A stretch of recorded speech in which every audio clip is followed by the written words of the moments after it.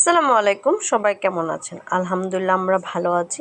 আজকে আমি বাসায় রান্না করতে হচ্ছে বিরিয়ানি, সিদ্ধ চাউল দিয়ে বিরিয়ানি রান্না করতেছি আর কি, সেটাই শেয়ার করব আপনাদের সাথে। তবে এর আগেও আমি একদিন সিদ্ধ চাউল দিয়ে বিরিয়ানি রান্না করেছি, ওটাও খাইতে দারুণ টেস্ট হয়েছিল। তো আমার এক বান্ধবী বলছে যে ওই রকমভাবে নাকি তার হাজব্যান্ড বিদেশ থাকে, ওনাকে নাকি বলে পোলাওর চাউল পাঠাইতে হয়। পরে নাকি বলে বলতেছে যে আমার বান্ধবী দেখেছি সিদ্ধ চাউল দিয়েই পোলাও রান্না করে, বিরিয়ানি রান্না করে, তো তুমি ওগুলো খাইতে পারো না, দেশে থেকে নিতে হবে কেন? এরকম অবস্থা। আমার শুনিয়া খুব হাসি পাইছে যে তাই নাকি আমার ভিডিও দেখা মানে তার হাজব্যান্ডকে সেই কথা বলে। আমার খুব ভালো লাগছে ব্যাপারটা আসলে। তো যাই হোক, কীভাবে রান্না করতেছি সেটা ডিটেলস বলি। প্রথমে হচ্ছে আমি মুরগির গোস্তটা এখানে রান্না করে নেব। তো মুরগির গোস্তটা হচ্ছে পাকিস্তানি মুরগি আর কি। তো আগে আমি কেটে কুটে ধুয়ে পরিষ্কার করে নিয়েছি। তারপর একটা ফ্রাই প্যান বসায় ওটার মধ্যে হচ্ছে আগেই গরম মশলাগুলো আমি একটু ভাজা করে নিয়েছি। তারপর পেঁয়াজ কুচি দিয়েছি, তারপর হচ্ছে আদা রসুনের পেস্ট দিয়েছি, সব কিছু সামান্য পরিমাণ আর কি, খুব বেশি বেশি যে দিয়েছি তা না। তারপর হচ্ছে জিরে ফাঁকি, ধনিয়া ফাঁকি, সামান্য একটু মরিচ আর সামান্য একটু হলুদ দিছি, কালারটা একদম সাদা না হয়ে একটু হলুদ হালকা আর কি কালারটা আসে এরকম। তো আমি এই যে মশলাটা কষানোর পরে মুরগির মাংসটা দিয়ে দিয়েছি আর কি। তো মুরগির মাংসটা এখানে রান্না করে নিব। তো কেউ চাইলে মুরগির মাংসের সাথে মানে একসাথে আর কি রান্না করতে পারে, পোলাওটা দিয়ে একসাথেও রান্না করতে পারে, কিন্তু আমি এভাবে রান্না করি, যে যেভাবে ইচ্ছে সে সেভাবেই রান্না করতে পারে, মানে রান্না করতে পারলেই হয়েছে, কেউ আগে আর কেউ পরে এরকম আর কি। তো আমি এইভাবে রান্না করি, বিরিয়ানিটা সচরাচর আমি এইভাবেই রান্না করি আর কি। তো যাই হোক, এই যে দেখতে পাইছেন এগুলো কি আমি বিরিয়ানিতে দিব? অনেকে এগুলো দেয় কিন্তু আমি দেব না। রান্না করতে করতে আমার খিদে পাইছিল, সেজন্য আমি ভাবতেছি কী খাবো, হঠাৎ করে মনে পড়লো যে আজকে বাদাম খাই নাই, বাদাম খাইনি। এই যে দেখতেছেন চালের প্যাকেটটা, এই চালের প্যাকেটটা হচ্ছে নাজির সেল চাউল। তো বিরিয়ানি রান্না করেন আর পোলাও রান্না করেন না যাই করেন না কেন, সিদ্ধ চাউল দিয়ে করেন, তো সিদ্ধ চাউলটা একটু ভালো মানের হতে হবে। ভালো মানের না হলে কিন্তু ওইটা খাইতে ভালো লাগবে না, প্লাস ফুটবেও না, অন্যরকম হয়ে যাবে, ভালো লাগবে না, এক কথায় ভালো হবে না আর কি। তো যাই হোক, আমি চালটা ধুয়ে পরিষ্কার করে রাখবো, তারপরে আবার মানে মুরগি গোস্ত হইতে হইতে এটা প্রিপারেশন করে নিলাম আর কি, সেট করে নিলাম। তো এই যে কথা বলতে বলতে মুরগির মাংসটা দেখা গেছে কষানো হয়ে গেছে একটা পর্যায়ে আর কি।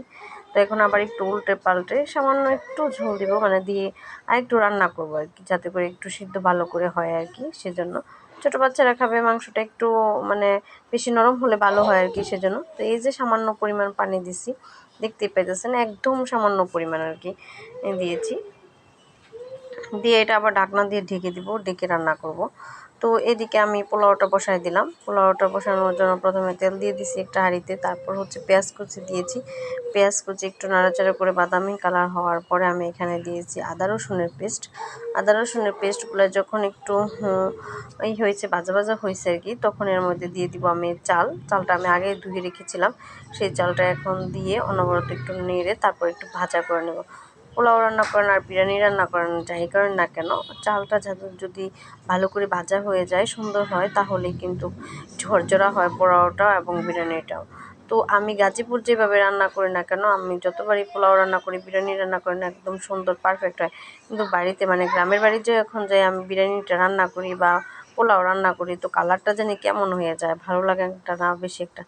তারপর ওইখানে খুব একটা ভালো হয় না আর কি, গাজীপুরের মতো হয় না ওইখানে রান্নাটা, কেন জানি হয় না, তা আমি বুঝতে পারি না।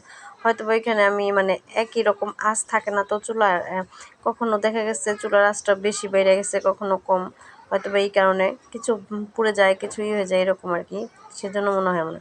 তো একটু গরম মশলাগুলো দিয়ে দিয়েছি। আমি পোলাও রান্না করি বা বিরিয়ানি রান্না করি, আমি পরে মানে পানি দেওয়ার পরে ওগুলো এই উপকরণগুলো পরে দিয়ে দিই, তো গ্রানটাও ভালোই আসে, খারাপ আসে না। তো লবণ দিয়েছিলাম না, মনে ছিল না, এখন লবণটা দিয়ে দিছি আর কি। তো এই পর্যায়ে আসার পরে আমি এখানে দিয়ে দিব আর কি, মুরগিটা আগে রান্না করে রেখেছি সেটা দিয়ে দিব, দিয়ে একটু নাড়াচাড়া করে আবার ঢাকনা দিয়ে ঢেকে দিব আর কি। ঢেকে দিলে হয় মানে একটু বলক আসার পরে দিতে পারে কেউ, আর একটু বলক মানে হওয়ার কতক্ষণ আগে দিলেও হয়, যে যেভাবে ইচ্ছে আর কি। তো আমি এই পর্যায়ে দিয়েছি যাতে করে সব কিছুর মধ্যে একদম পারফেক্টভাবে সেট হয়ে যায়, সেজন্য আমি এইভাবে দিয়েছি। অন্য সময় অন্যভাবেও দিই, সবভাবেই রান্না করে দেখি কোনটা কীরকম লাগে আর কি। সবাই ট্রাই করি বাসায়, অনেক সময় ইউটিউব দেখে দেখে অনেক কিছুই শিখি, সেটা আবার বাসায় ট্রাই করে করেও দেখি কেমন হয়েছে। যেমন গতকালকে আমি লাউ আর মানে ডাল দিয়ে লাউ রান্না করেছিলাম। আমি আসলে লাউটা রান্না, সরি লাউ না, ডাল রান্না করলে আবিদের আব্বু বেশি একটা পছন্দ করে না, আমার হাতের ডালটা নাকি ভালো হয় না, সেজন্য উনি পছন্দ করে না। তো কালকে লাউ দিয়ে ডাল রান্না করছি, তার বাবা বলে যে রান্না পারো না যেটা সেটা করো কে, এরকম অবস্থা। তো আমি দেখে দেখে ট্রাই করি, শিখতেছি আর কি, ভবিষ্যতে আমিও পারবো, এই অবস্থা। যাই হোক, এই যে আমার বিরিয়ানিটা হয়ে গেছে, ফাইনাল লুক হচ্ছে এটা। তো সবাই কমেন্ট করে জানায়েন যে কেমন হয়েছে বিরিয়ানির লুকটা, কেমন কি। তো আমি একটু সামান্য পরিমাণ হলুদ দিয়েছি, সেজন্য কালারটা এরকম আসছে। খাওয়ার সময় আমার আবিদ বারবার বলতেছে এরকম কালার কেন দিছো, কেন করছো। বলছি খাওয়ার জন্য, বলে যে আমার কাছে জিজ্ঞেস করো না কেন, মানে তার জন্য রান্না করছে, সে বুঝে, তার কাছে জিজ্ঞেস করছি না কেন। তো যাই হোক, সবাই ভালো থাকুন, সুস্থ থাকুন, আমাদের জন্য দোয়া করুন। আল্লাহ হাফেজ।